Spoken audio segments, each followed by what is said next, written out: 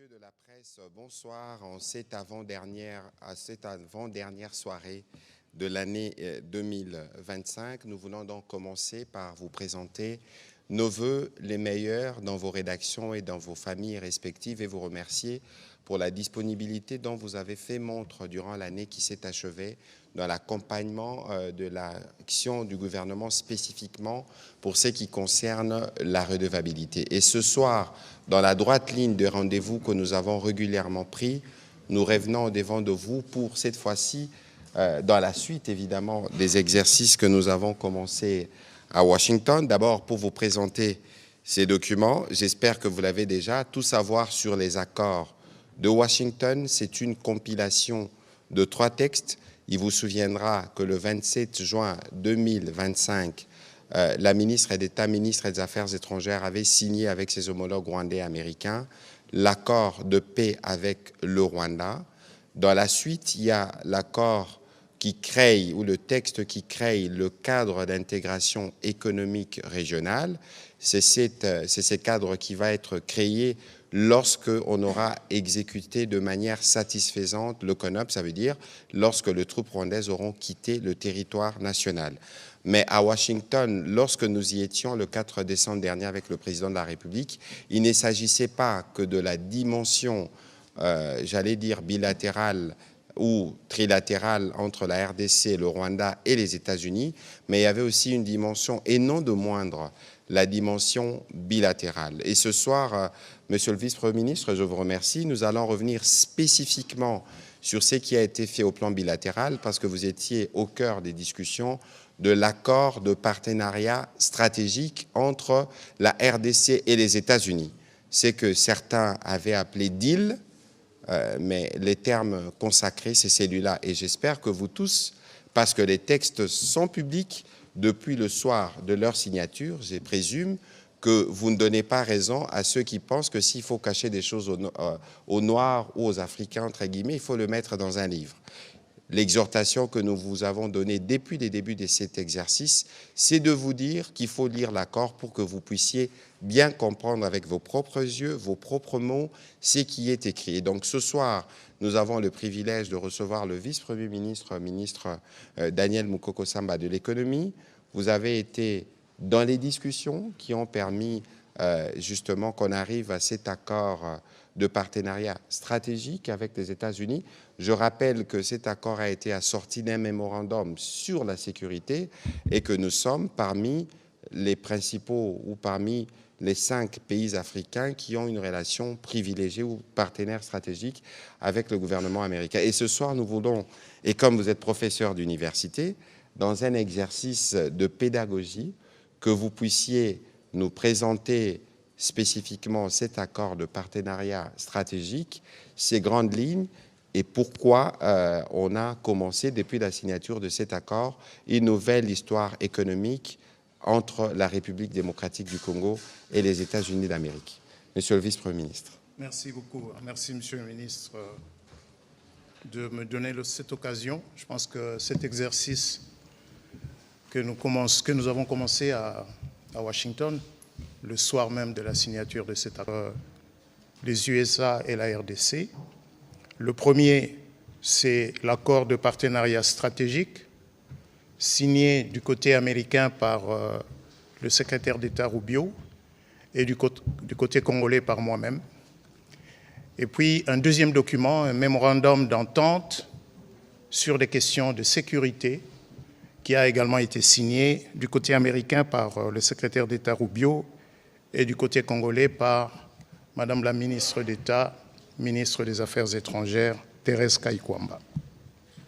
Donc nous allons parler de l'accord de partenariat stratégique. Vous allez me permettre que pendant quelques minutes, je fasse cet effort de manière synthétique de parcourir l'accord, qui est un document technique, un accord cadre, qui pose le cadre général dans lequel les 2 pays vont collaborer dans un certain nombre de domaines, dans le domaine économique, mais également dans le domaine de gouvernance ou dans le domaine d'éducation ou encore de sciences et de technologie. Mais je voudrais commencer par un petit rappel simple de différents niveaux de relations diplomatiques entre États.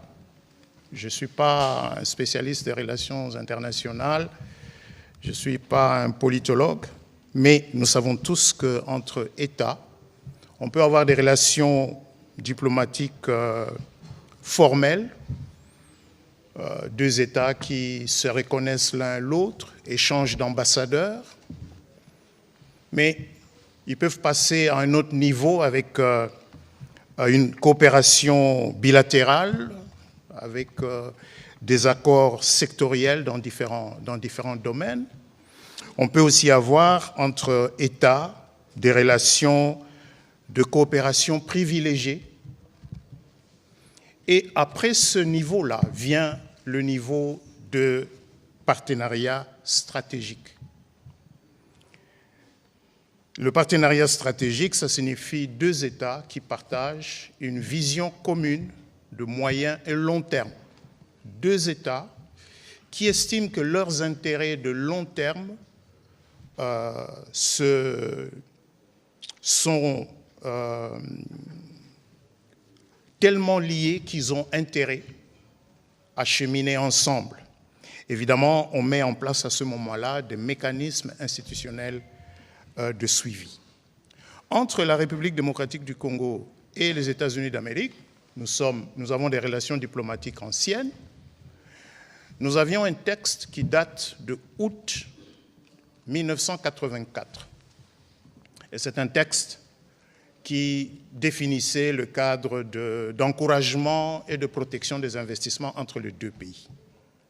Ce qu'on a fait le 4 décembre, c'est qu'on est passé d'un niveau de relations de coopération bilatérale à un niveau de partenariat stratégique.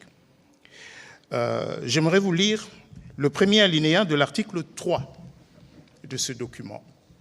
Les États-Unis reconnaissent la République démocratique du Congo comme un partenaire stratégique des États-Unis d'Amérique, en reconnaissance de la profondeur et de l'importance de la relation bilatérale, ainsi que de l'engagement commun des parties, c'est-à-dire des deux États, à promouvoir la paix, la stabilité et le développement économique.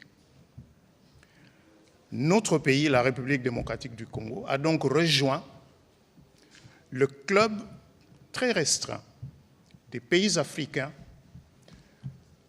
à qui le gouvernement américain a reconnu un statut de partenaire stratégique. Les autres pays, c'est le Kenya, c'est le Maroc.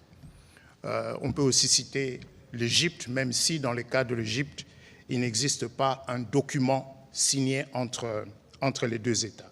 Et dans ce cadre, les deux États ont convenu d'explorer des domaines de collaboration dans le domaine économique et commercial, dans le domaine de la sécurité et de la défense, c'est ce qui a donné lieu à la signature de ce mémorandum d'entente, dans le domaine de la coopération scientifique, technologique et éducative, ainsi que de la coopération institutionnelle et en matière de gouvernance.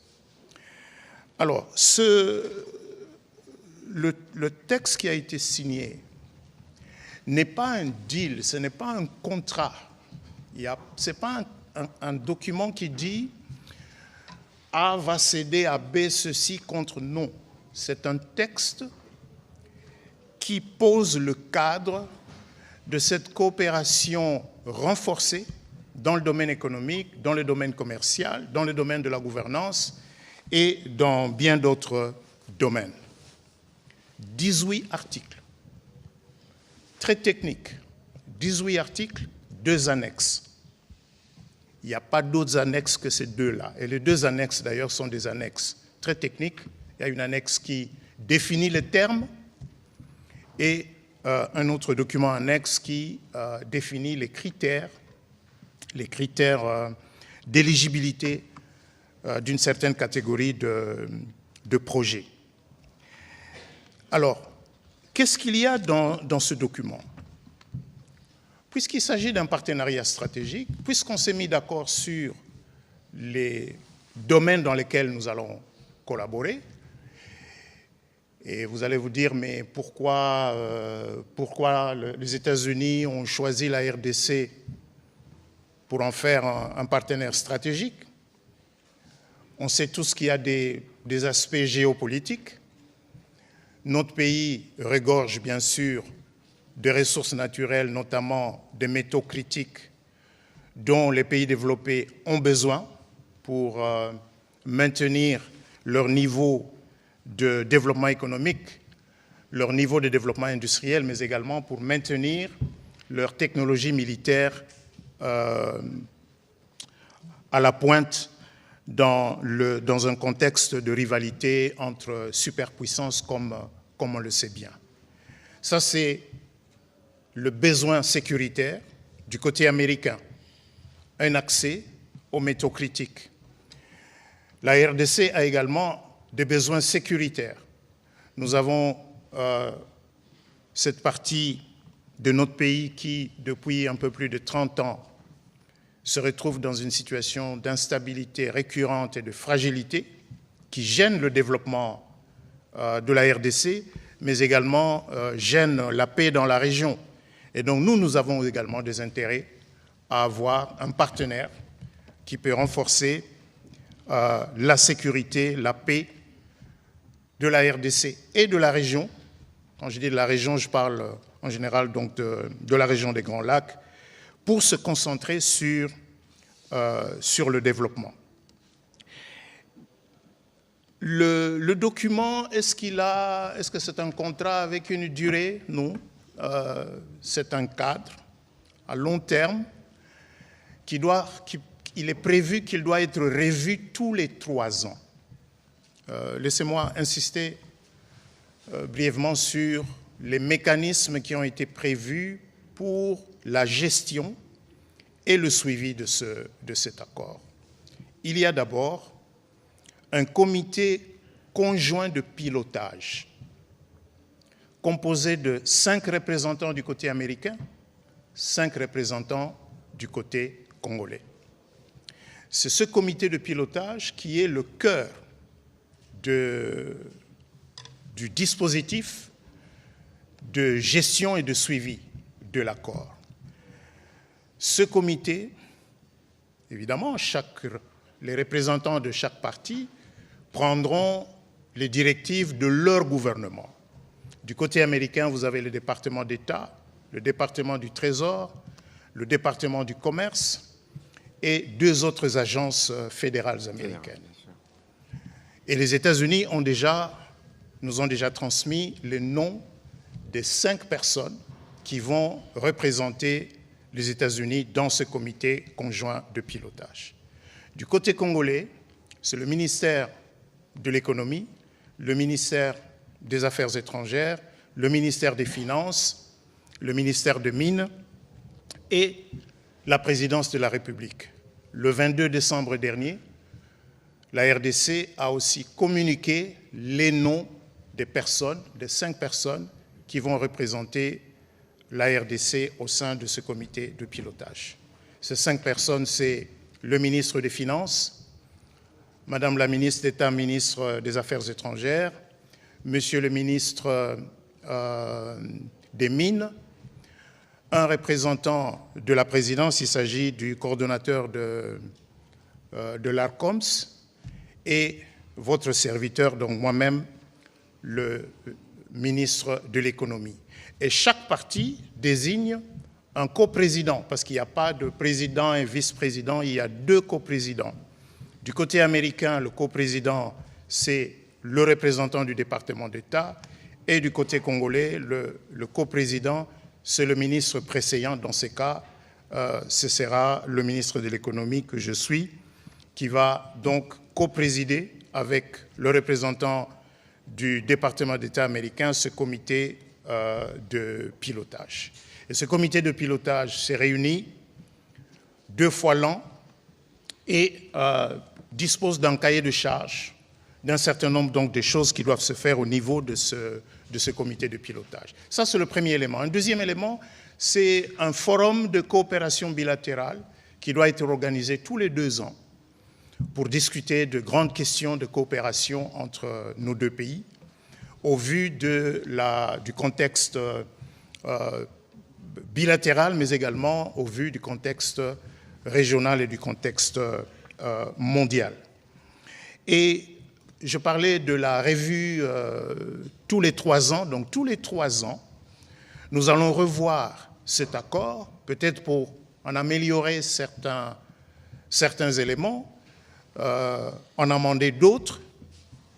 Et si un jour, une des parties choisit de sortir de cet accord, l'accord a prévu que dans ces cas, il faut par écrit donner préavis à l'autre. Et le préavis est d'une durée de 5 ans. Donc si vous voulez sortir d'un accord, on ne peut pas sortir d'un accord de partenariat stratégique où vous êtes engagé à long terme en donnant un préavis de 3 mois ou en donnant un préavis de 6 mois. Parce qu'entre-temps, vous aurez engagé un certain nombre de grands projets que vous allez réaliser ensemble et que vous allez suivre ensemble. Donc voilà ce qu'il y a dans ce document. Maintenant, le document, laissez-moi encore revenir sur le contenu de la coopération, le contenu du partenariat stratégique.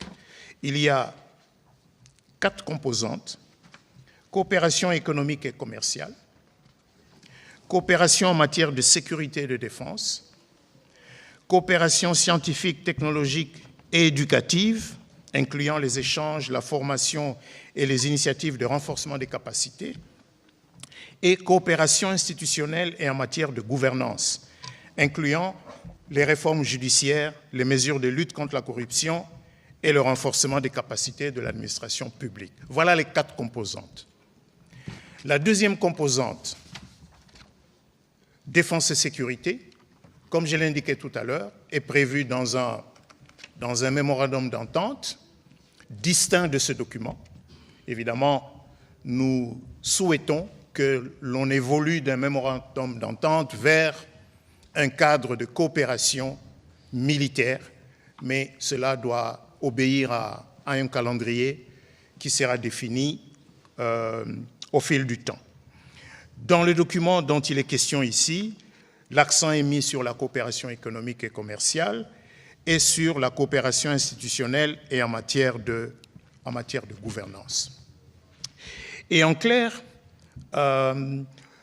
si d'un côté, il y a des intérêts américains, notamment l'accès aux métaux critiques dont les États-Unis ont besoin, de l'autre côté, il y a également des intérêts de la RDC. Les intérêts de la RDC, c'est l'industrialisation, et notamment la transformation locale de nos minéraux, et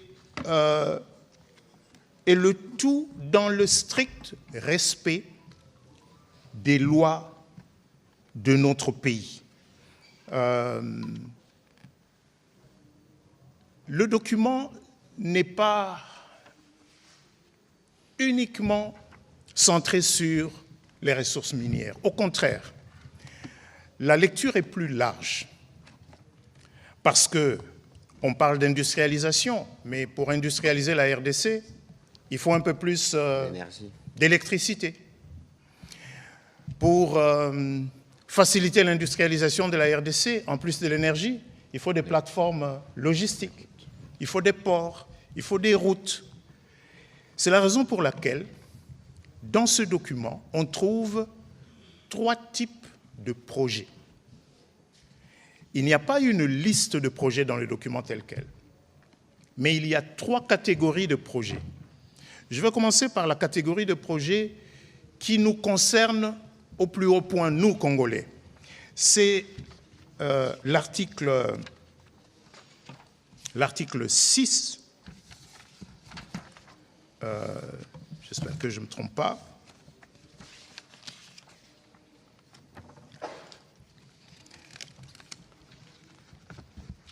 Il y a un article donc qui prévoit que la RDC va désigner des projets qu'elle considère comme étant des projets stratégiques. Article 5. L'article 5, merci. Les projets stratégiques désignés par la RDC.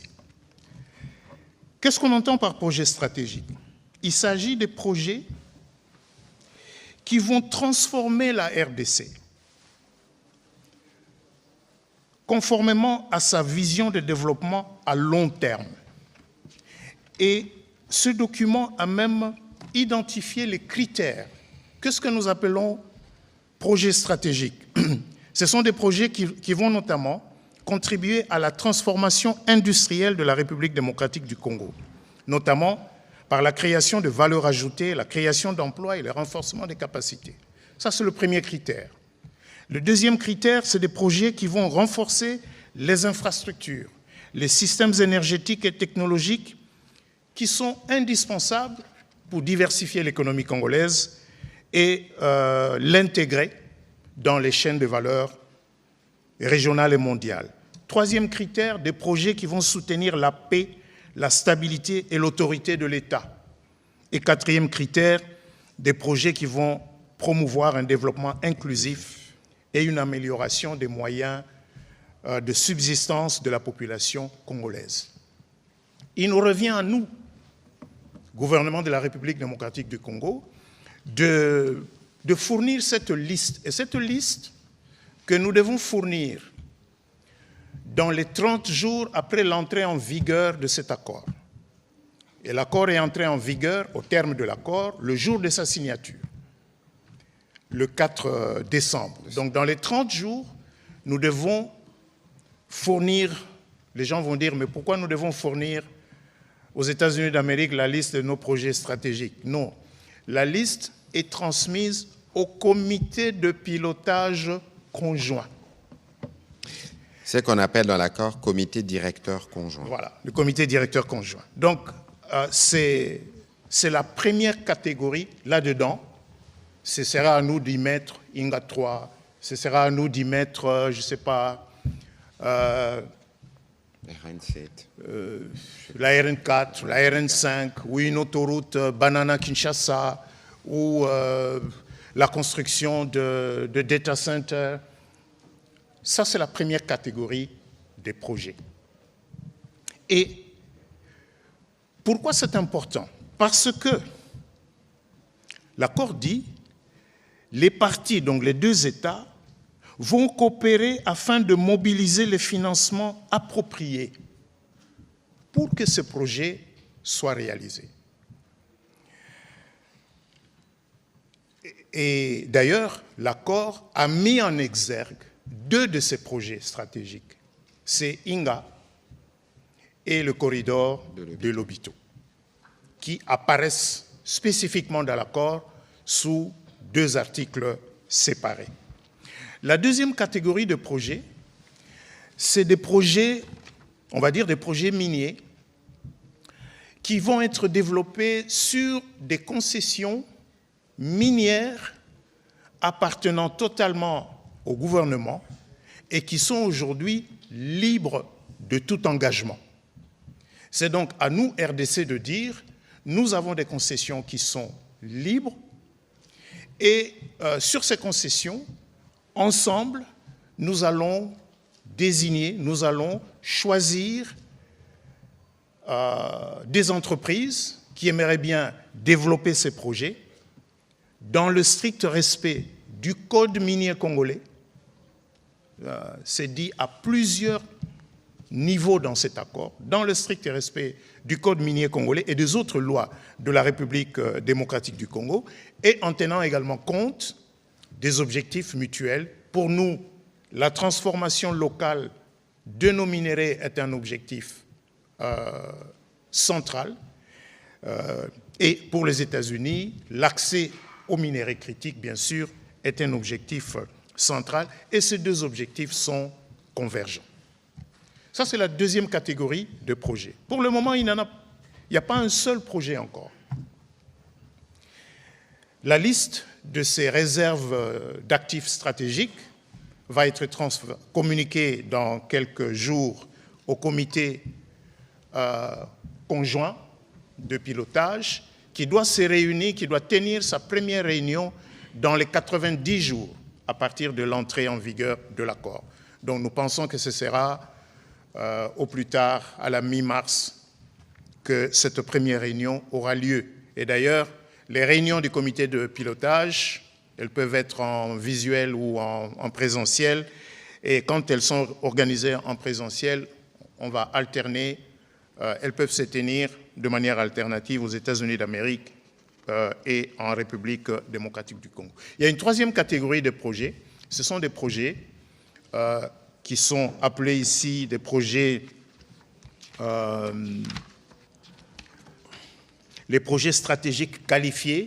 C'est également des projets miniers, mais qui peuvent être montés à partir des concessions sur lesquelles l'État n'est pas majoritaire, mais où il y a la possibilité de faire entrer de nouveaux investisseurs afin de développer ces projets.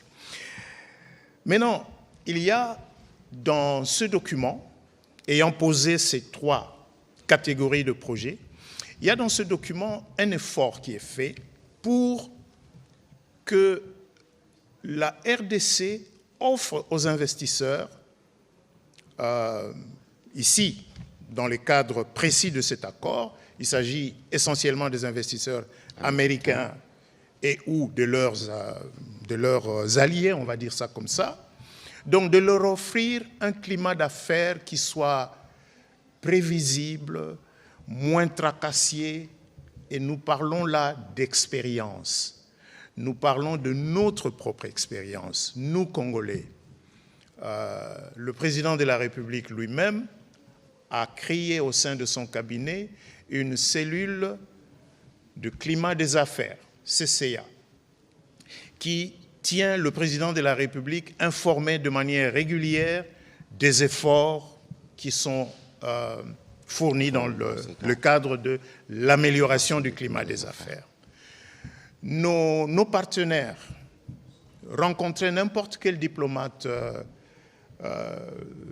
ici à Kinshasa, si vous parlez pendant 30 minutes, croyez-moi, il va vous dire « faites un effort, améliorez le climat des affaires ».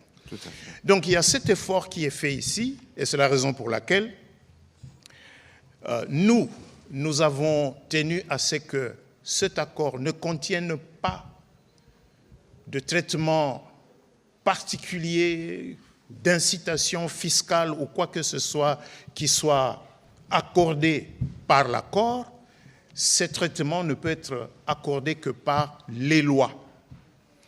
Et la loi centrale qui a été choisie pour servir de cadre légal aux investissements dans les trois catégories de projets que je viens de citer, c'est la loi de 2014, de janvier 2014, qui est une loi qui avait été votée pour servir de cadre légal au fameux programme sino-congolais. Mais on ne peut pas faire une loi uniquement pour un partenaire. Nous avons donc pris l'engagement d'amender cette loi dans les 12 mois.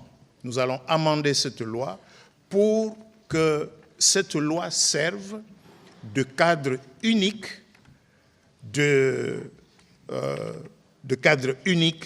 pour donner les garanties nécessaires aux investisseurs qui seraient intéressés aux trois catégories de projets auxquels j'ai fait allusion.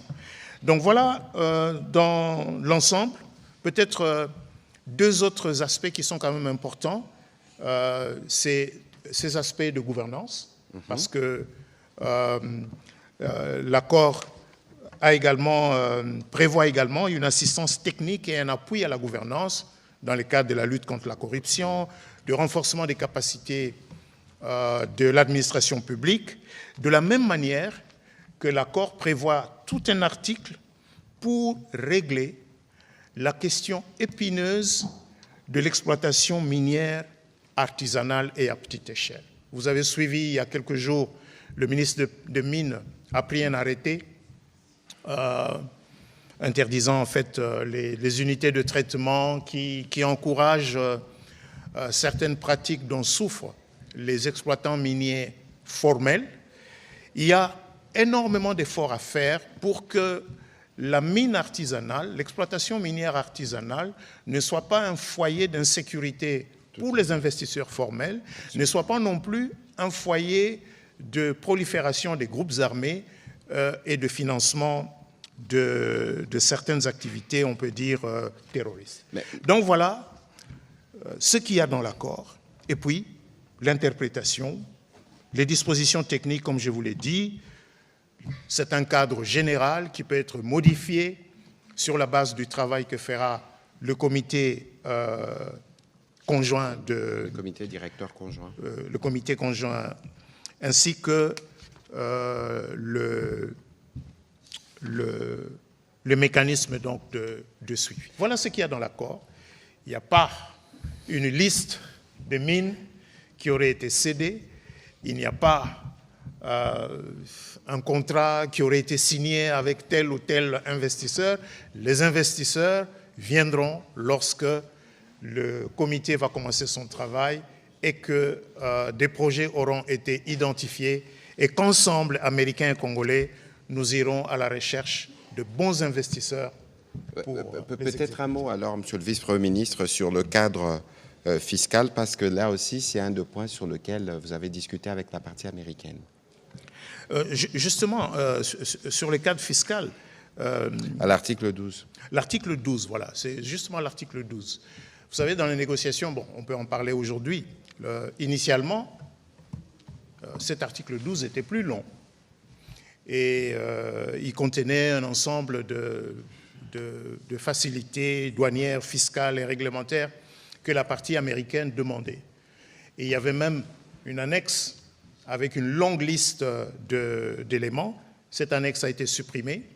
Ce que nous avons convenu, c'est que cette question-là sera réglée dans la loi à laquelle je fais allusion, et nous avons pris l'engagement d'amender cette loi dans les 12 mois. Mais au moins, l'accord, le texte a retenu les préoccupations principales de la partie américaine et qui, on peut le comprendre facilement, qui résulte de ce que les investisseurs américains déjà présents en RDC, il n'y a pas que, surtout dans les secteurs miniers, expriment comme préoccupation. Par exemple, les retards dans le remboursement de la TVA remboursable.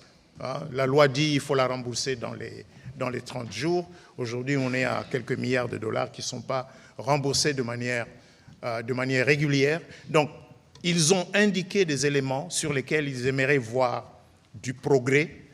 Et ce progrès ne prend pas forme dans l'accord, il prendra forme dans la loi que nous allons amender. Nous espérons pouvoir introduire ce projet de loi amendant la loi de 2014 à la session de mars 2026. Merci beaucoup, Monsieur le Vice-Premier ministre, pour cette économie que vous avez fait de cet accord. Évidemment, je rappelle que l'accord a été publié le jour même de la signature, le 4 décembre. Donc, il est consultable à la fois sur le site du département d'État, mais aussi sur le site, par exemple, du ministère de la Communication et des Médias, parce que nous sommes dans une dynamique où nous n'avons, Monsieur le Vice-Premier ministre, absolument rien à cacher. Et donc, il est important que les uns et les autres qui nous suivent fassent l'exercice de lire. Le vice-premier ministre sera évidemment disponible pour d'autres types d'exercices dans les universités, dans les églises, pour être en mesure d'expliquer le bien fondé de cet accord qui, en réalité, profitera aux générations futures parce que la mise en œuvre prendra le temps que cela requiert. Donc, Monsieur le vice-premier ministre, acceptez donc qu'on ouvre la partie des questions-réponses. Je souhaiterais que nous puissions être dans le sujet parce que la question, elle est éminemment technique. Il est important qu'à travers les mots et que vos questions permettent d'éclairer non pas seulement votre lanterne, mais la lanterne de ceux qui nous suivent aussi à la maison. On va commencer la série des questions avec M. Marlon Kachamou, puis sera suivi de M. Éric Izami.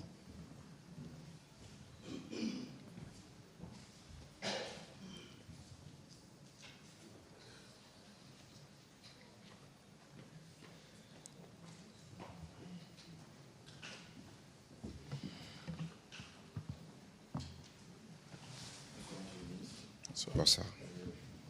Des questions au de l'économie. Alors, comment vous, personnellement, je vous pose la question pour savoir comment les partenariats stratégiques RDC-USA peut-il réellement contribuer à améliorer les conditions de vie des Congolais? Je cite l'emploi, je cite aussi pouvoir d'achat, services sociaux et tant d'autres, en lieu et place de profiter qu'à la classe élite. Ça, c'est la première question.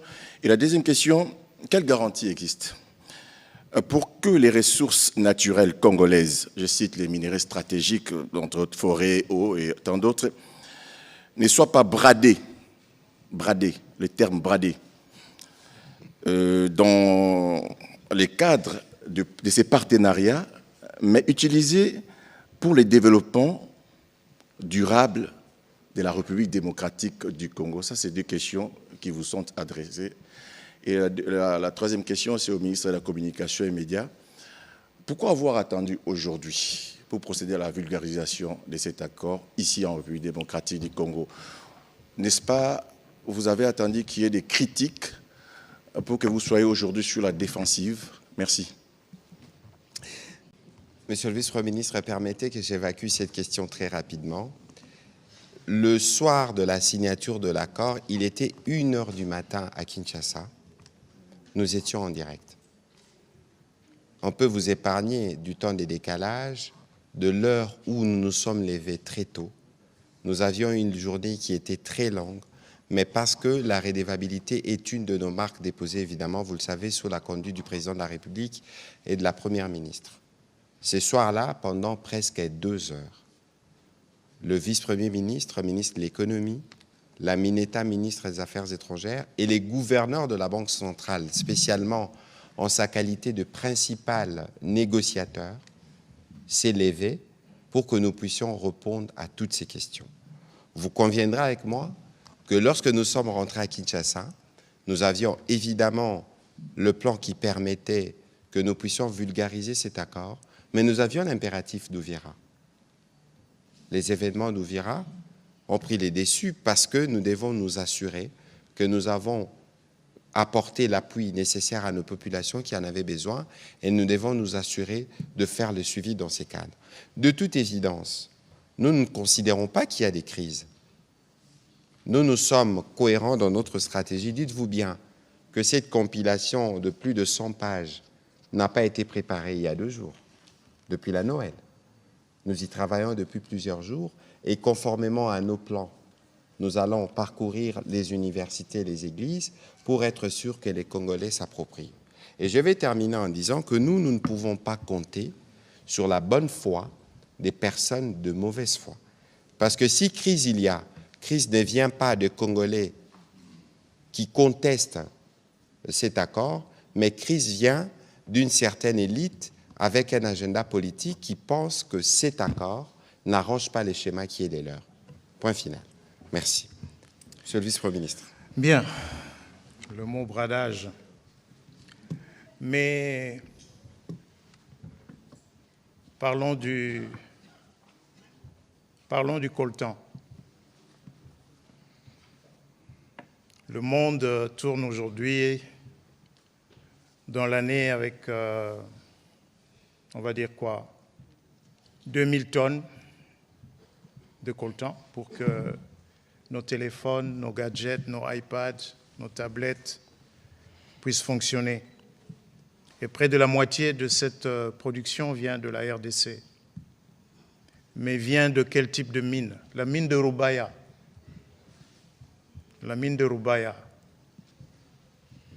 qui fournit une grande quantité de coltan, dont le monde a besoin.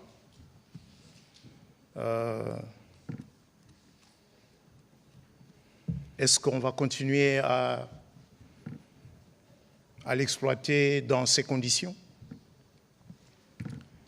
Est-ce qu'il est normal que des pays voisins qui ne sont pas producteurs majeurs de l'or soient devenus des principaux exportateurs de l'or? en Afrique. Et tout le monde sait que c'est de l'or qui vient de la RDC. C'est ça le vrai pillage. C'est ça le vrai pillage qui se déroule depuis quelques années, décennies. Des chiffres crédibles qui sont connus depuis quelques jours indiquent que depuis fin janvier, les exportations rwandaises de coltan ont augmenté de 213% entre janvier et juin. C'est ça le bradage, c'est ça le pillage.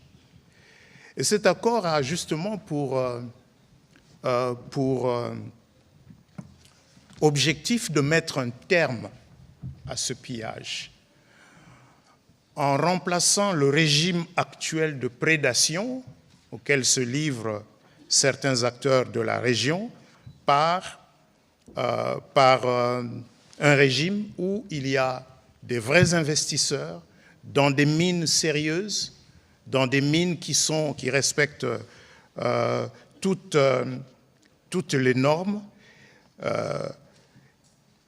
Voilà, je pense qu'il faut vraiment, sur cette question, ne lançons pas la pierre sur, je ne sais pas, le gouvernement ou le pouvoir politique en disant qu'ils veulent brader. Regardons ce qui se passe actuellement. Je vais vous donner les éléments d'un autre article, l'article 11. Et dans cet article, vous trouvez la convergence entre les intérêts des États-Unis, je rappelle ces intérêts, c'est l'accès aux minéraux critiques, et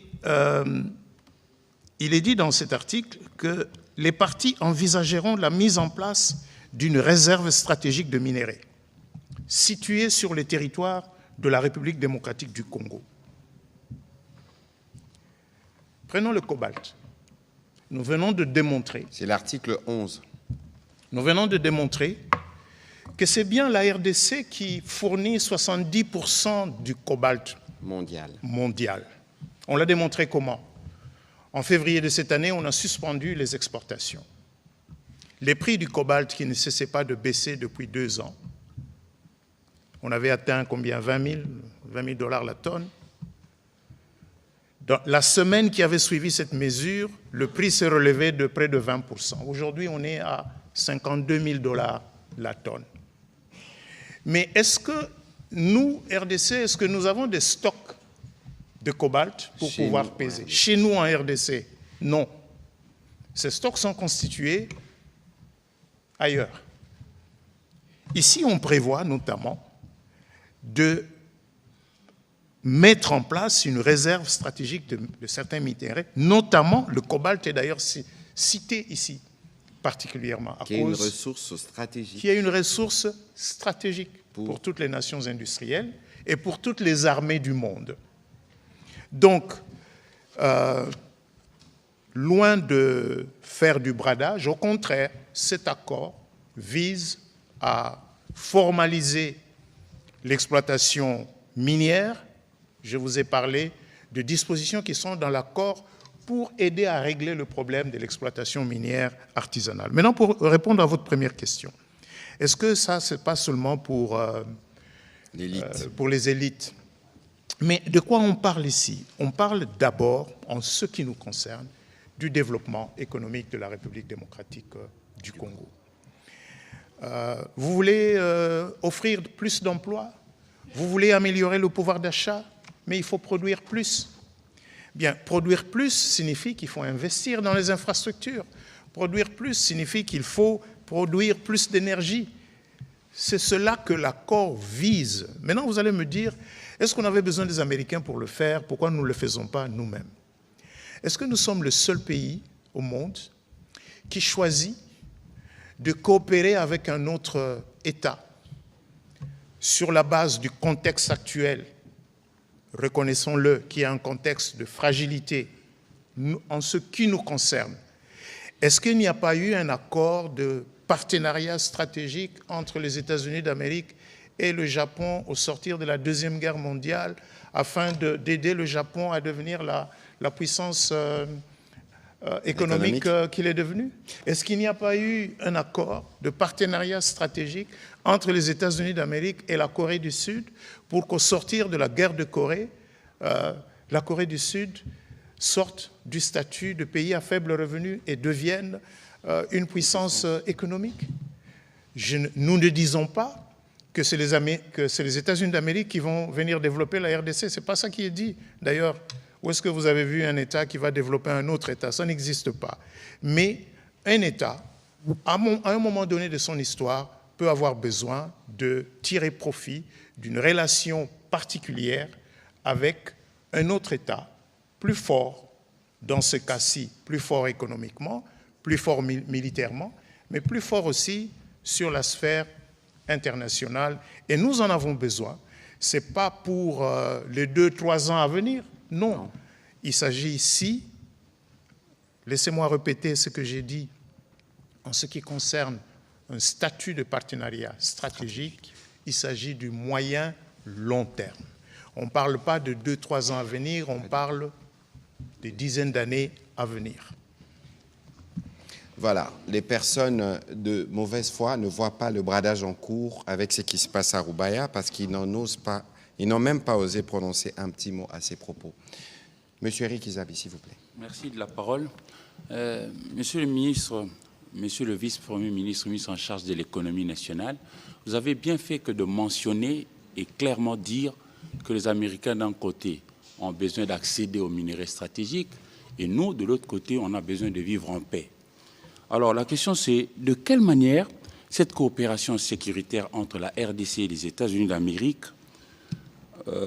peut-elle aider à restaurer la paix véritable?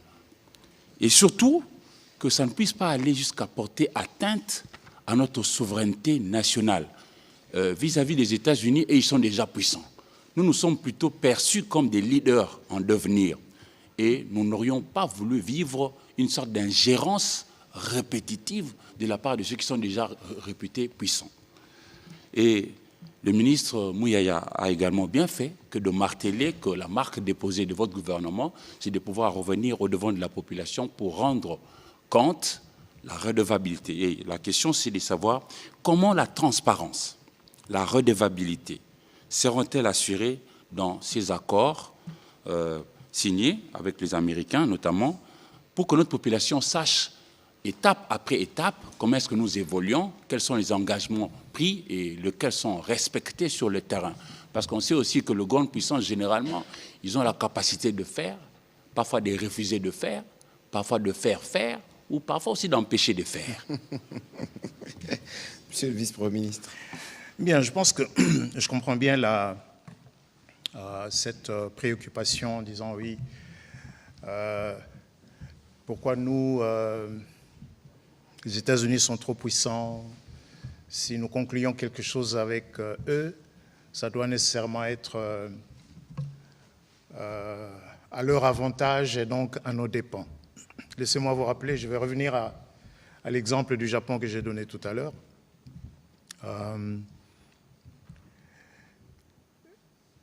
Le Japon a signé un accord de partenariat stratégique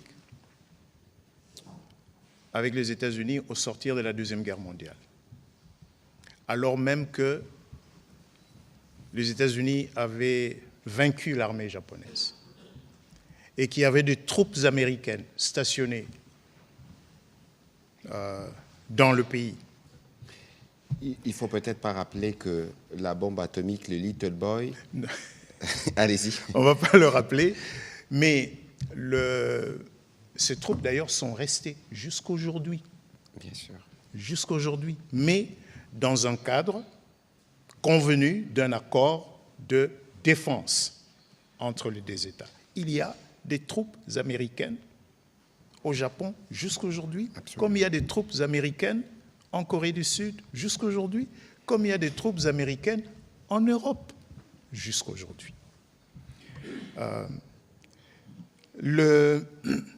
Sur le plan Parce qu'ici, cet accord, comme je vous ai dit, ne traite pas de manière spécifique des questions de défense et de sécurité. Ça, c'est dans un autre document. Et ce document-là, d'ailleurs, va évoluer. Les discussions vont continuer, parce qu'on ne va pas rester à l'étape d'un simple mémorandum d'entente.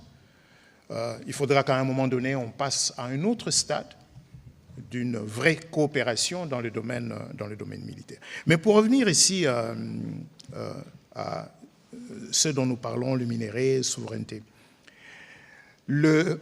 Si vous lisez les articles 7, les articles 6 et les articles 7, l'article 6 définit le comité conjoint de pilotage et il dit notamment, et puis il définit le rôle que ce comité va jouer. C'est là que les grandes décisions se prendront. Mais nous qui allons représenter la RDC dans ce comité, encore que l'accord dit qu'on peut changer aussi. Hein. Donc là, on a communiqué des noms, mais demain, le gouvernement congolais ou le gouvernement américain peut désigner une autre personne en remplacement de... Mais pour le moment, en tout cas, les 10 noms ont été communiqués. Mais nous, on n'est pas, nous 5 là, on n'est pas la RDC pour aller décider au nom de la RDC de ce qu'il faudra ou il ne faudra pas faire. Les orientations, nous les prendrons du gouvernement. Et l'article 7 définit le processus d'investissement de manière précise. Quelle doit être la période de négociation? Comment on conclut? Qu'est-ce que par exemple, pour qu'une proposition soumise par une personne alignée soit approuvée par la RDC, elle devra démontrer, donc la RDC, les représentants de la RDC au sein de ce comité auront la possibilité de dire ça nous approuvons, ça nous n'approuvons pas. Et un élément important que je dois souligner, c'est que l'article 6 dit clairement que le comité conjoint de pilotage prend ses décisions par consensus. En cas d'absence de consensus, la question sera portée au niveau supérieur des représentants des partis. Aucune décision ne pourra être adoptée tant qu'un consensus n'aura pas été atteint. Donc, on discute. S'il y a un accord, évidemment, s'il y a un accord, ça signifie que nous, les représentants de la RDC, nous aurons obtenu les orientations des plus hautes autorités du pays pour dire voilà la position que vous allez défendre. Mais s'il n'y a pas un accord, aucune décision n'est prise et les deux parties s'en réfèrent. Ça veut dire que les Américains ne viendront pas nous imposer. Ils ne viendront pas imposer. Dire, voilà ce que nous voulons, les Américains, aux dépens des Congolais. Et laissez-moi revenir une fois encore. Qui dit statut de partenariat stratégique dans la relation entre deux États dit fondamentalement respect mutuel. C'est la raison pour laquelle, dans un accord de partenariat stratégique, on prévoit des mécanismes institutionnels de suivi. Et c'est ce qui a été fait ici. Parce qu'on a même décrit de manière précise comment les décisions doivent être prises. Quels sont les délais de négociation pour éviter que ça traîne trop en longueur ou qu'il y ait de blocages venant d'une partie ou de l'autre. Voilà. C'est clair comme l'eau de roche, Monsieur Izami. Comment faire pour la relevabilité? Là, mais écoutez, de toute évidence, nous travaillons avec le gouvernement américain. Au-delà de ce que nous faisons, mais vous savez qu'ils sont un peu plus avancés, notamment en termes de loi d'accès à l'information. Nous avons encore un processus en cours au niveau du Parlement. De ces points de vue, les textes ont été publiés le même jour. Donc, c'est-à-dire, et tout ce qui s'est fait, je crois que nous nous assurerons d'avoir un accompagnement du point de vue de la communication pour que chaque État puisse être communiqué. Vous avez suivi que le vice-premier ministre vous a donné un délai de 30 jours. Il vous a dit que la partie américaine avait au 22 transmis, la partie congolaise a transmis. Donc, on constitue les comités des directeurs conjoints qui va s'assurer de la mise en œuvre de ce qui avait été convenu, avec des rendez-vous dans les 30 jours, fournir la liste de projets. Et donc, vous voyez que tout ce qui s'est fait, il y a évidemment la partie qui s'est fait actuellement, la partie préparation, mais tout ce qui se fera débutera, certains par des études ou certains par la vérification. Voilà, il y a tel projet. Donc, nous nous assurerons d'assurer de notre côté la transparence et régulièrement, il y aura donc de communiqués qui permettront aux uns, aux autres et surtout aux personnes de bonne foi de faire les suivis, parce que je fais cette nuance, parce qu'il y a des personnes de mauvaise foi et nous ne comptons pas sur leur bonne foi. On va prendre les questions de M. Pichou Mounumba.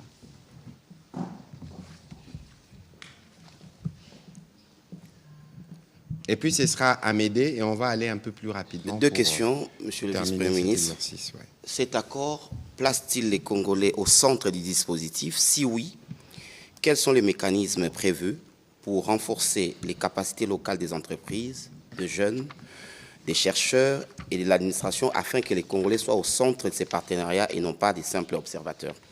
Deuxième question, en dehors des annexes définissant les termes et l'éligibilité des projets que vous avez évoqués, existe-t-il des annexes secrètes, engagements parallèles, soit ou protocoles non divulgués dans les partenariats stratégiques?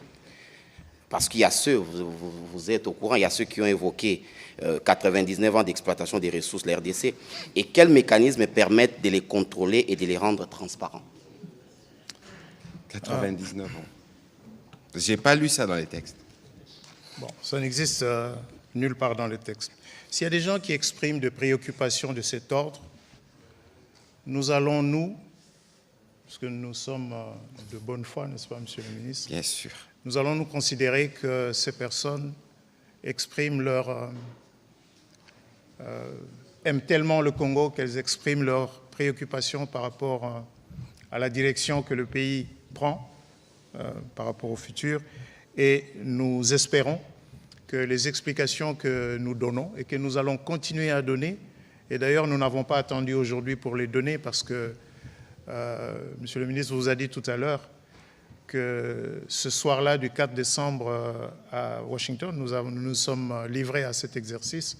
Et croyez-moi, nous avions peu dormi, nous avions eu une journée longue, nous tenions à peine sur nos jambes pendant cet exercice. Quelle annexe secrète pourrait-il y avoir dans un accord cadre de coopération au niveau stratégique entre deux États? Il n'y en a pas. Les deux annexes qui existent, l'annexe 1 s'intitule « Critères d'éligibilité aux projets stratégiques qualifiés ». C'est une annexe très technique. L'annexe 2, c'est les définitions. Qu'est-ce qu'on entend par... qu'est-ce qu'on entend par une entité américaine? Qu'est-ce qu'on entend par une personne alignée? Qu'est-ce qu'on entend par une nation couverte? Ça, c'est... Les juristes savent que dans un document, voilà, on définit les concepts, on définit les termes. Donc, il n'y a pas d'annexe secrète. Le vrai travail, il va commencer dans quelques semaines. Maintenant que le comité est constitué,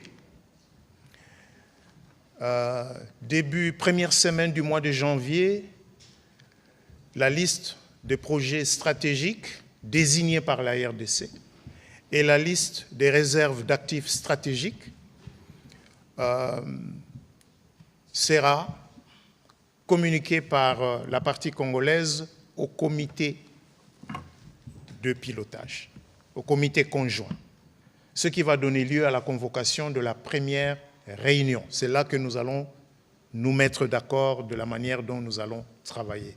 On ne parle pas encore de mine A, on ne parle pas encore de concession minière B, il n'y a rien dans ce document. Ça, c'est des étapes qui vont venir après. Quant à votre première question, comment on va s'assurer que les Congolais sont au centre. Voilà. On a parlé du comité de pilotage. Mais l'accord a également prévu, j'en ai parlé tout à l'heure, à l'article 3, les parties établiront un forum binational du partenariat économique États-Unis-RDC, conçu comme un dialogue intergouvernemental destiné à approfondir la coopération sur un large éventail d'intérêts et de priorités économiques. Ce forum se réunira tous les 2 ans en alternance entre Washington DC et Kinshasa. Et ce forum constituera également un espace d'échange avec le secteur privé. Donc, ce n'est pas simplement une affaire. On a la dimension gouvernementale, c'est le comité de pilotage. On a une dimension qui est plus large, c'est le forum RDC-États-Unis, qui, tous les 2 ans, va se réunir, élargi au secteur privé, pour discuter des questions qui nous concernent, qui concernent les 2 parties à cet accord de partenariat stratégique. Donc, ce n'est pas un truc secret, c'est quelque chose qui sera ouvert au secteur privé et ouvert à tous ceux, bien sûr, qui sont intéressés par la réussite, ou plutôt par les résultats attendus. Les résultats attendus de cet accord de partenariat stratégique, c'est d'abord la paix dans la région. C'est ce qui ressort du préambule de l'accord. Dans le préambule de l'accord, la paix dans la région, la sécurité, la défense de l'intégrité territoriale de la RDC et bien sûr le développement économique de la RDC. Et le développement économique de la RDC, bien sûr, est aussi étroitement associé à la préservation de la paix, de l'autorité de l'État sur l'ensemble du territoire national et de la sécurité, pas simplement pour la RDC, mais pour toute la région des Grands Lacs. Alors, je veux compléter le vice-premier ministre en lisant à l'article 3, statut de partenaire stratégique à partir du point 2. Il est dit, dans le cas de ces partenariats stratégiques, les parties ont l'intention d'explorer les domaines de coopération suivantes. Coopération économique, avec un accent particulier lié aux minerais critiques, à l'énergie, aux infrastructures, aux initiatives technologiques, à la valorisation de l'industrialisation. Coopération en matière de sécurité et de défense, conformément aux lois nationales applicables à la politique américaine, aux obligations internationales et de la stabilité et de l'autorité étatique à travers la RDC.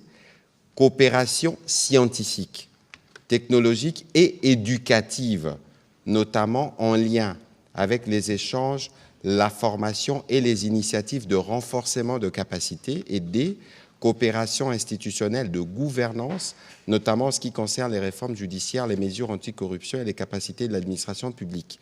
Si je dois m'arrêter au point C, quel contenu vous donnez ? Coopération scientifique, technologique et éducative. Ça veut dire que dans le cadre de ces partenariats stratégiques, on ne parlera pas que de mines. On a en face de nous un professeur des universités, on parlera de coopération universitaire, de coopération scientifique. Ça veut dire que le point central de cet accord, c'est pour un Congolais qui vit dans un territoire sécurisé et stable, pour un Congolais qui peut être évidemment formé, pour un Congolais qui a des opportunités d'emploi.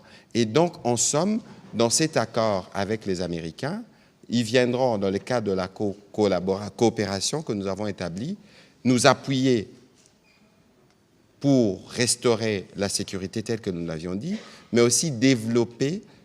On ne peut pas parler des développements sans formation. On ne peut pas penser faire de l'énergie pour les industries sans passer faire de l'industrie, de l'énergie pour améliorer les quotidiens de Congolais. Donc, il n'y a pas une seule chose qui a été écrite ici qui ne tienne pas compte de l'intérêt du Congolais en premier.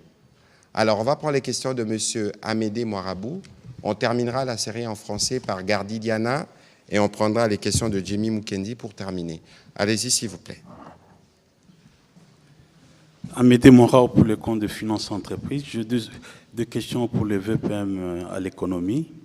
La première question, Monsieur le VPM, que répondez-vous à ceux qui considèrent ces partenariats stratégiques entre la RDC et les États-Unis comme étant déséquilibrés et qui se demandent si notre pays, la République démocratique du Congo, dispose-t-elle des options pour défendre ses intérêts? Par exemple, dans le cas de...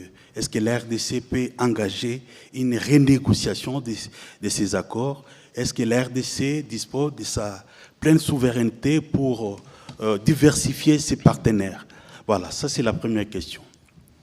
La deuxième question, Monsieur le VPM, de nombreuses expériences post-conflit montrent que la paix et la prospérité ne sont durables que s'ils sont accompagnés des investissements massifs et continus dans le capital humain. Dans le cadre de cet accord RDC-USA, quels sont les engagements prévus, budgétisés pour financer le capital humain congolais, de manière à ce que la sécurité qu'on attend qui va advenir de la mise en œuvre de ces accords puisse permettre à ce qu'il y ait de l'expertise congolaise et ne puisse pas permettre qu'il y ait une prolongation de l'expertise étrangère. Voilà. Merci bien. Je pense que je vais peut-être commencer par votre dernière question. Vous avez raison, oui, que le renforcement du capital humain est un élément important pour une sortie durable d'une situation de crise, une situation de conflit. Mais une fois encore, et quand vous dites qu'est-ce qu'il y a là de budgétisé, une fois encore, vous sortez de la nature de ce texte. Il n'y a dans ce texte aucun chiffre. Il n'y a dans ce texte aucune évocation d'un investissement d'autant de milliards. Je répète, ce texte pose le cadre de collaboration. Les projets, je vous donne l'exemple, nous allons communiquer au comité de conjoint dans quelques jours la liste des projets stratégiques désignés par la RDC. Quand nous parlons de projets stratégiques, c'est clairement défini dans le document. Il ne s'agit pas d'aller réparer, réhabiliter une route, non. Il s'agit de projets qui vont, de manière durable, transformer les structures économiques et, bien sûr, les structures sociales de la RDC. Vous prenez un projet comme Inga 3. Est-ce que vous pensez... pourquoi entre 2012, 2013 et 2017, 2018, pourquoi il y a eu cette succession de projets cimentiers dans le Congo central? Pourquoi est-ce qu'on a eu comme ça, en quelques années, 3 nouvelles cimenteries? Je pense 3. Il y a même eu une 4e. PPC. Pourquoi? Simco. Parce qu'à ce moment-là, les investisseurs avaient misé sur le démarrage de Inga 3, n'est-ce pas? Qui allait être le principal consommateur du ciment. Aujourd'hui, ces usines tournent largement en dessous de leur capacité installée, attendant des grands projets d'investissement. Et dans la partie ouest du pays, Inga 3 reste l'un de ces grands projets structurants. Maintenant, faire Inga 3 sans penser à tous les métiers que la phase de construction de Inga 3 va appeler. Si on ne le fait pas, bon, ça signifie qu'on va importer, on va vivre un peu ce qu'on a vécu lors de la construction de projets comme Kibali, où on a vu venir de jeunes Togolais, de jeunes Maliens, de jeunes Sud-Africains qui sont venus travailler sur ces projets miniers privés. Donc, il y a là, effectivement, un grand travail à faire. Ce travail va se faire. La partie congolaise, bien sûr, mettra sur la table. Ce n'est pas pour rien que vous aurez noté que le gouvernement, enfin le président de la République insiste beaucoup sur la formation professionnelle, parce qu'il est évident que tous ces projets structurants vont avoir besoin d'une main-d'œuvre que nous n'avons pas nécessairement aujourd'hui, qu'il va falloir bien sûr former. Donc je pense que cette question va bien être... Alors la question sur... l'accord n'est pas déséquilibré. L'organe qui va proposer les décisions, qui va dire, OK, là nous sommes d'accord, ça va se faire, c'est un organe paritaire. 5 représentants américains, 5 représentants congolais. Les décisions se prennent par consensus. Quand il n'y a pas consensus, chaque parti se réfère à ses... Donc nous allons nous tourner vers Madame la Première ministre, Son Excellence Monsieur le Président de la République, pour arbitrer de manière à ce qu'on puisse trouver. Donc, quand c'est prévu ainsi, comment est-ce que nous allons nous laisser écraser par la partie américaine? Je répète, qui dit partenariat stratégique dit vision commune à moyen et long terme. Est-ce qu'il est dans l'intérêt des États-Unis d'Amérique de voir une RDC qui est moins fragile, qui met un terme à l'instabilité dans la partie est du pays, où on ne parle plus des groupes armés, où on ne parle plus de minerais de sang, où on ne parle plus d'activités minières artisanales qui financent les groupes armés. Est-ce que c'est dans leur intérêt? Oui, c'est dans leur intérêt. Pourquoi c'est dans leur intérêt? Parce que les produits miniers dont ils ont besoin, il faut que ce soit des produits qui ne soient pas entachés de sang, il faut que ce soit des produits miniers qui sortent des exploitations formelles avec lesquelles on a des contrats de long terme, sécurisant la chaîne d'approvisionnement. Est-ce que c'est dans notre intérêt d'avoir des chaînes de valeur partant de la mine où le minerai est extrait, transformé, transporté vers les marchés occidentaux, créant de la valeur sur le territoire congolais, créant des emplois sur le territoire congolais? C'est ça que nous recherchons. La conjugaison, la convergence de ces intérêts implique respect mutuel dans la prise de décision, dans le montage des projets. Par exemple, aujourd'hui,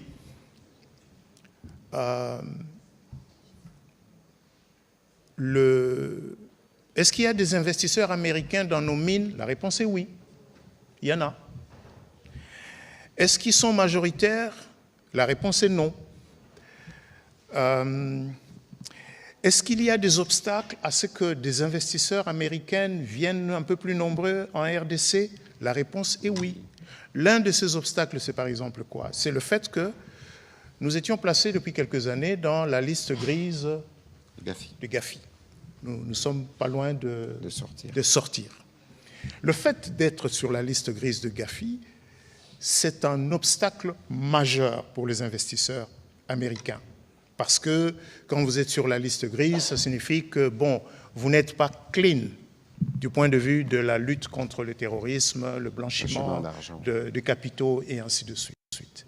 Donc nous faisons des efforts énormes au niveau du gouvernement, au niveau des organismes qui ont été créés pour cette lutte, notamment la CNRF, la Cellule nationale des renseignements financiers, la Banque centrale du Congo, pour qu'on sorte, nous espérions sortir cette année, mais nous pensons que nous pourrons sortir l'année prochaine. Ça va nous ouvrir d'autres horizons. Le fait pour nous de sortir de la liste grise de Gafi, le fait pour nous d'avoir ce cadre signé au niveau le plus élevé entre les deux États va sécuriser les investisseurs américains. Et si vous me dites, mais oui, mais pourquoi vous donnez priorité aux investisseurs américains? Non. La position de la RDC a toujours été diversifions notre économie, diversifions nos partenaires. Absolument. Nous ne sommes pas en train de dire nous ouvrons la porte à l'un et nous fermons la porte à l'autre. Pas du tout. La plupart de vous, de la presse, et peut-être la plupart des Congolais qui nous suivent, ont oublié qu'en 2023, le chef de l'État a effectué une visite d'État en Chine et qu'à cette occasion, 2023. Et qu'à cette occasion, les deux gouvernements avaient convenu qu'ils élevaient la relation entre les deux pays au niveau de partenariat stratégique. Tout à fait. Sauf que dans ce cas-là, il n'y a pas eu un document qui a été signé.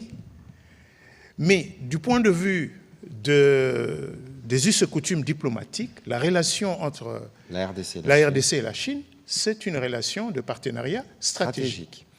Qui est couverte par un certain nombre de documents, notamment l'accord, le fameux programme sino-congolais, renégocié. Bien sûr, il faut le rappeler. Dont les résultats sont aujourd'hui visibles, ici à Kinshasa. Les rocades. Les deux rocades. La RN1, qui, on l'espère là, en tout cas, si tout va bien, fin 2027, il devrait être possible de partir de Banana et d'arriver dans le Haut-Katanga sans quitter la RN1.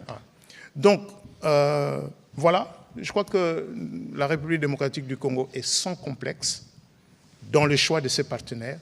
Dans ces cas particuliers, il a plu aux deux chefs d'État, le président, son Excellence Félix-Antoine Tshisekedi et le président Donald Trump, il n'y a pas 5 pays africains qui ont le statut aujourd'hui, peut-être que nous sommes le 5e, qui ont le statut de partenaire stratégique des États-Unis d'Amérique. Et donc nous venons après le Maroc, après le Kenya, qui l'a obtenu en 2022, nous venons de l'obtenir en 2025, et il y a des gains à tirer d'une telle relation de confiance politique au niveau le plus élevé et dans le long terme. C'est cela, un accord de partenariat stratégique. Le petit commentaire pour ceux qui n'ont peut-être pas lu la nouvelle stratégie américaine portée par le président Trump, il y a bien des paragraphes qui concernent la République démocratique du Congo, notamment parmi les priorités américaines, c'est la sécurisation des chaînes des valeurs de production de minerais critiques. Et donc aujourd'hui, le vice-premier ministre vous parlait notamment du cobalt et ses différentes utilisations. Je pense que les Américains, de ces points de vue, sont particulièrement intéressés. On va prendre Gardi Diana, s'il vous plaît, très rapidement, parce que nous devons terminer avec une question à Lingala, s'il vous plaît. Merci, Monsieur le Ministre. J'ai juste 2 questions, mais je crois que je vais également demander au VPM de quitter un peu la pédagogie, parce que cette assistance va également suivre le match, donc si vous pouvez le faire de manière directe, ça nous aiderait. Dans la première question, c'est, vous avez parlé du comité directeur de pilotage, mais j'ai senti un rôle d'arbitrage. Dites-nous qui décide réellement sur le projet stratégique et les débouchés des matières stratégiques, par principe de souveraineté. Et aussi, au regard de la préférence américaine, réputée très exigeante, mais aussi forte de leur position ascendante, nous on est peut-être en position de faiblesse, est-ce qu'avons-nous encore notre droit de veto? Et si c'est le cas, démontrez-le nous, noir sur blanc par l'accord. La deuxième question, c'est de l'ordre de la forme, quels sont le préalable, mais également le perspective du côté congolais pour suffisamment profiter de cet accord, contrairement aux accords évoqués précédemment.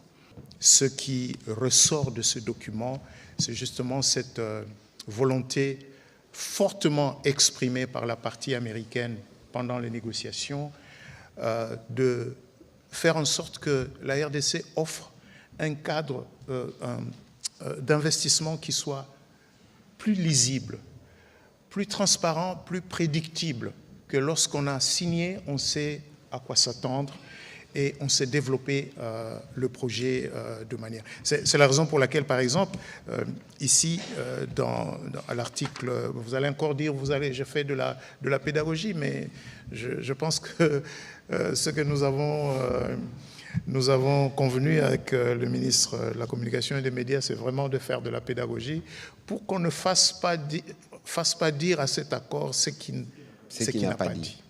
N'est-ce pas? Donc, il y a des délais, par exemple, des délais de négociation qui sont prévus. Évidemment, les délais de négociation, c'est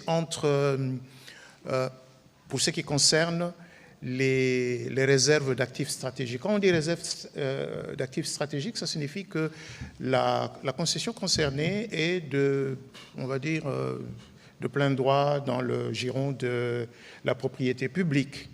Et que donc, nous pouvons négocier, soit une entreprise publique, dans notre cas la GECAMINE, soit le gouvernement à travers certains de ces organismes qui négocient avec les investisseurs potentiels. Le texte donc prévoit des délais pour que les négociations soient bien encadrées et qu'en cas en cas de complications, la question à ce moment-là est référée au comité conjoint de pilotage pour une décision, une fois encore, une décision par consensus. Maintenant, droit de veto, mais le droit de veto, il est dans le mot consensus. Parce que s'il n'y a pas consensus, même si la partie américaine dit « nous, c'est ça qu'on veut, nous voulons que sur cette mine, ce soit telle société », mais s'il n'y a pas consensus, il n'y a pas de décision. Il n'y a pas de décision. Est-ce que ça, ce n'est pas un droit de veto? Je pense que c'est un droit de veto qui ne dit pas de son nom. Et je peux vous faire une confidence. Dans le couloir, c'est-à-dire de manière informelle, après la signature, dans nos échanges avec des officiels américains, moi personnellement, j'ai entendu des officiels américains de haut rang dire « nous vous en prions, soyez rigoureux, soyez, c'est-à-dire nous, RDC, soyez rigoureux,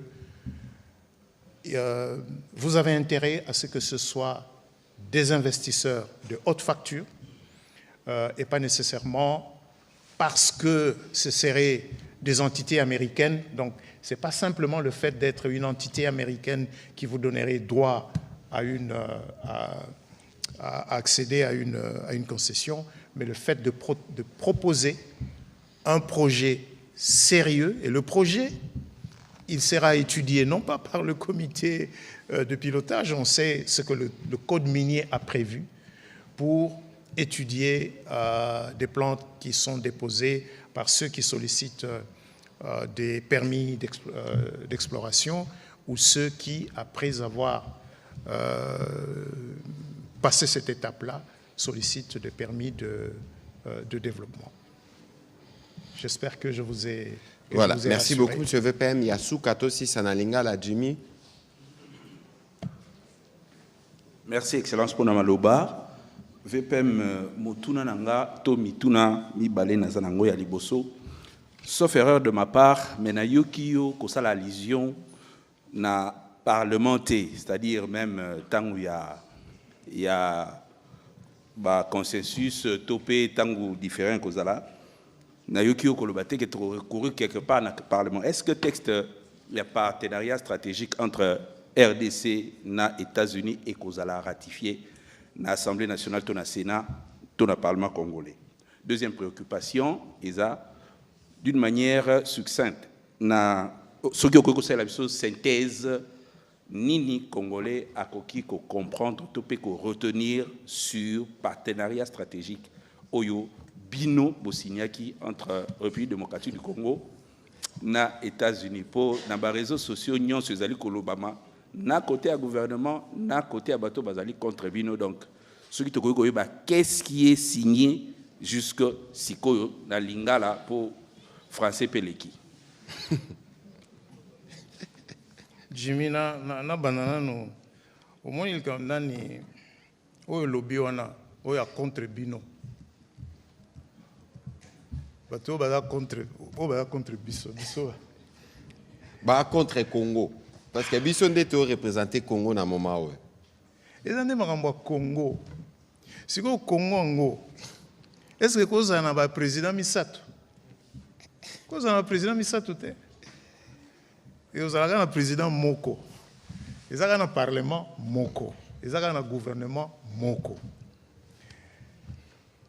Donc makambo lokola biso to lingi bango te.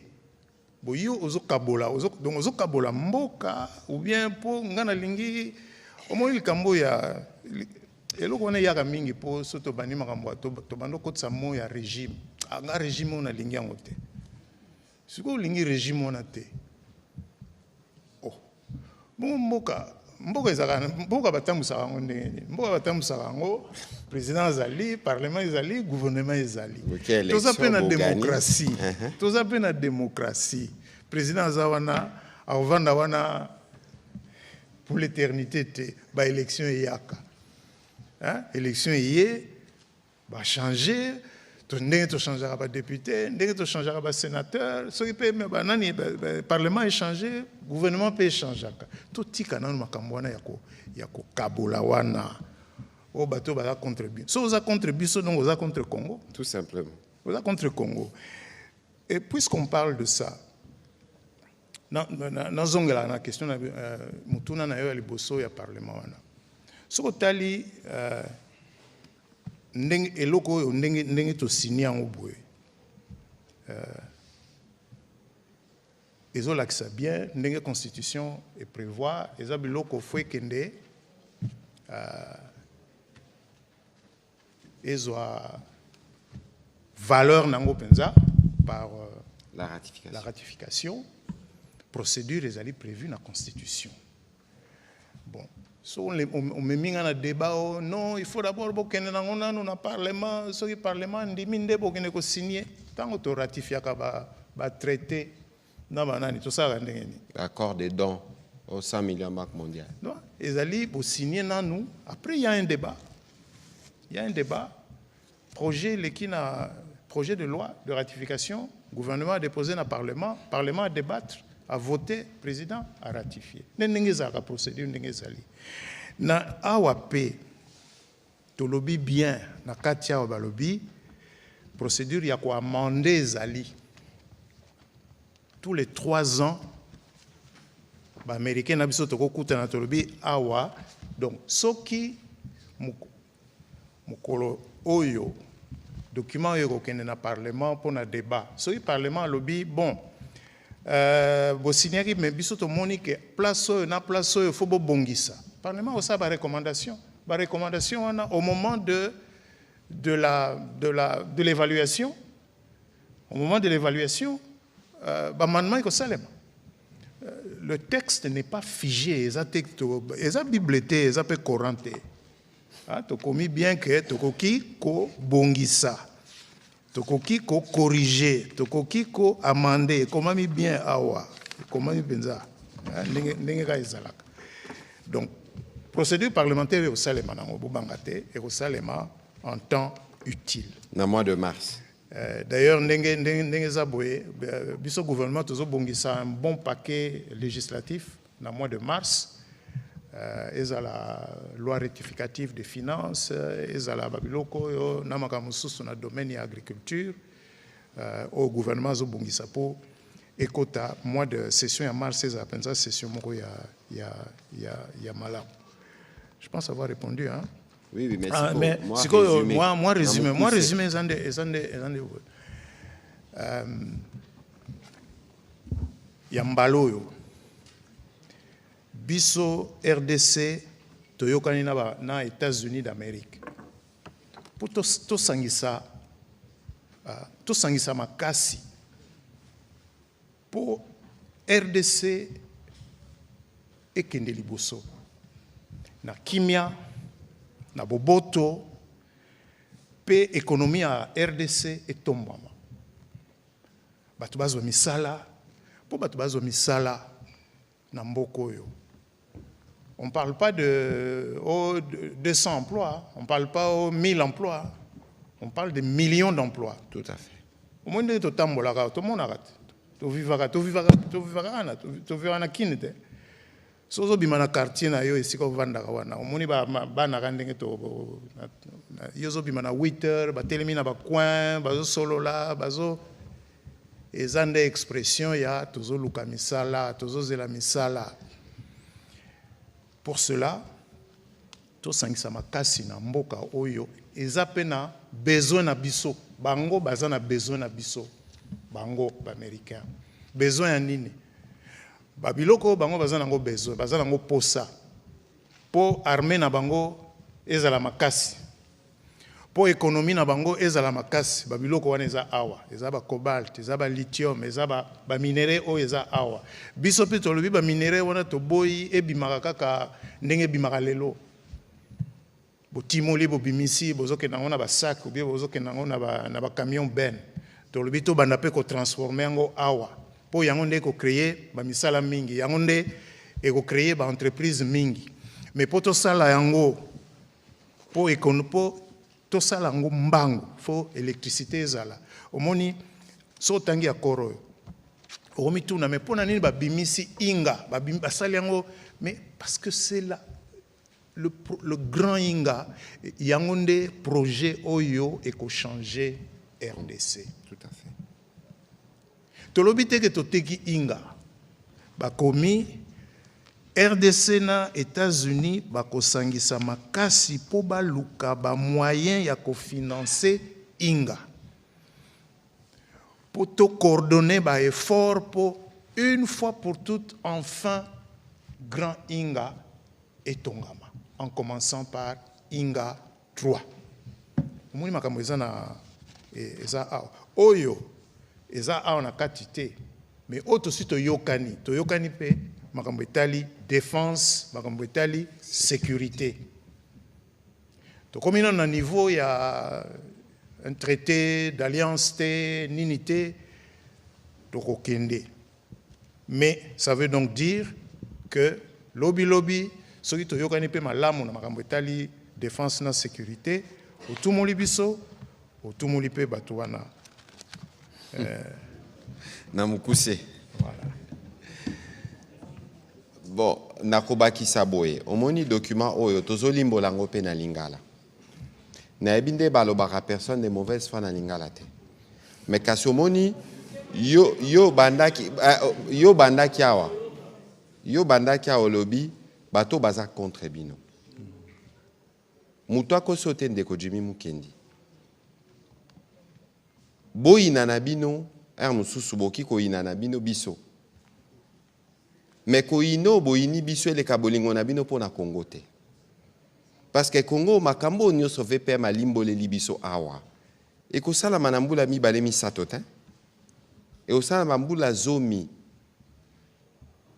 bao bakoya dans 10 ans 15 ans bango nde mususu bakotirer profit ya makambo tosali lelo bakosa bino te l'air bazoloba ah non basali accord wana pour na recevoir régime nini a recevoir aliawa biso awa tozali président de la République azwa ki 70% na élection na ya contesta ki yango. Voilà, merci de la précision. Ezaki on a le poto baroloba plébiscite. Siko ba congolais on a ba vota ki ba voter pe majorité gouvernement pe bimi. Ba pesa ki biso musala. L'air yo lobby a o ya bino ya bisoté. Ya biso kakate biso, ya biso nyonso ba congolais. Parce que le président de la République, l'air a tchaka mokolo tene na papi, yende a engagaka Congo mobimba. Bino nyonso boyebi, niveau ya patriotisme au président zalaka animé nango. Musala obomoni eza 3-4 mois ba discussion ya tongo midi pourquoi. Bao basalaki musala ba expert oyo. Basa ba membre gouvernemental, ba membre gouvernement ba yaki sima. Batala mais batika ki ba technicien pendant des mois et des longs jours. Siko bino bokanisi ke biso concentration ana mama soumino a chakina ba VPM mukoko pour na kotala ba travail ba technicien. Yo kanti l'air ba ando salango ba andaki ko kanisa nini. Et loko tuzaki ko kanisa na accord ezana nu bomengo ya ba congolais. Kimia ya congolais. Les lobbies non suboyebi que ba américain baza ba première puissance mondiale. Na robeta lisola makamosa mara na Japon te na Hiroshima. Eza ba mauvais souvenir. Mais biloko ane utaka wapi. Uranium e utaka wapi. Lelo bango po na superpuissance na bango baza na besoin kita o toza nango. Neti makambo etali cobalt. Donc bokanisa te biso a boke bisenga sengate bango baza na bosenga ya cobalt na biso. Bako sabino te. Tiko mabeni ni to sali parce que na document o eza contraté o to vani to lobi mintel ezaka na songolelo mintel ezaka te ezaka ka to sangisi maele to lobi ndenge nini to kotambola a o eza te américain ko ya kongola landi te balobi na lopoto consensus e kozala américain lobi bo kongola lobi bo to yokani to pusani liboso to yokani te to luki arbitrage ya likolo mabe ezali wapi 99 ans omoni yango wapi yawo. C'est-à-dire, biso pe tozo compter na bino ba pandisango. Na bino, na bato nyonso balingaka Congo. Parce que lelo biso toza prêt. VP mukoko aliawa. Toza prêt à ko débattre to lobaki. Mais au roi ko débattre na biso te soki otangi nanu makambo te. Parce que malheureusement, bao balobaki makamba 99 ans. Batanga ki loko te. Eza pas si mingi parce que ndenge to yebi niveau ya muto alobaki yango. Et koki ko refléter niveau na yété et là kisi ke bazana schéma mususu les rezo insister 99 ans neti ba congolais botele mabayibi biloko na bino to yibi yango wapi mais babosani koloba ke ba rwandais ndenge baza ko se développer bazo yiba nkita ya Congo mais kasi babi bayamba ki biso bia bapesa ki biso kutu na otozaki nango nani abeti mabe. Soe photo sola na lingala. Ndeko Jimmy. Bana Congo bo fungola misu. Biso toko ya na ba commune. Toko kena ba université. Pona ko limbola. Parce que ba Congolais o misusu. Ya kasumbale sa songolelo. Bangonde ba kozwa misala. Ba Congolais o ba koya sima. Bangonde ba ko bénéficier pleinement na makambo et salami awa. Voilà, on va terminer, monsieur le vice-premier ministre. Merci beaucoup. C'était long, mais c'était pédagogique. Merci de votre disponibilité parce qu'on a pris rendez-vous avec des experts de la société civile et même des églises. Nous irons partout prêcher, non pas l'évangile de l'accord, mais prêcher la stratégie qui va ramener la paix et le développement en RDC dans le cadre de notre coopération avec les Américains. Ce n'est pas une coopération exclusive, on a une coopération avec les Américains, avec les Chinois, avec les Japonais, avec tous ceux qui veulent venir investir en République démocratique du Congo. Bon, VPM, natikele o maloba suka. Te maloba suka na kansa ka ndengo lobi. Toko ezaka lelo te. Nous allons continuer à vulgariser, expliquer, mais aussi écouter. Nous sommes ouverts aux critiques, aux recommandations, parce que, comme j'ai beaucoup insisté aujourd'hui, ce n'est pas un document final, c'est un cadre global. Ce cadre global qui va permettre des discussions futures.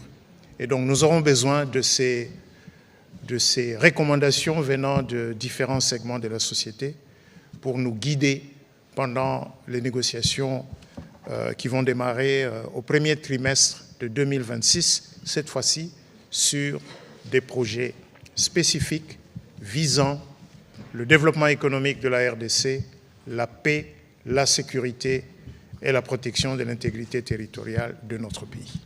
Merci beaucoup, monsieur le vice-premier ministre. Merci à vous d'avoir participé à cet exercice de redevabilité. Merci.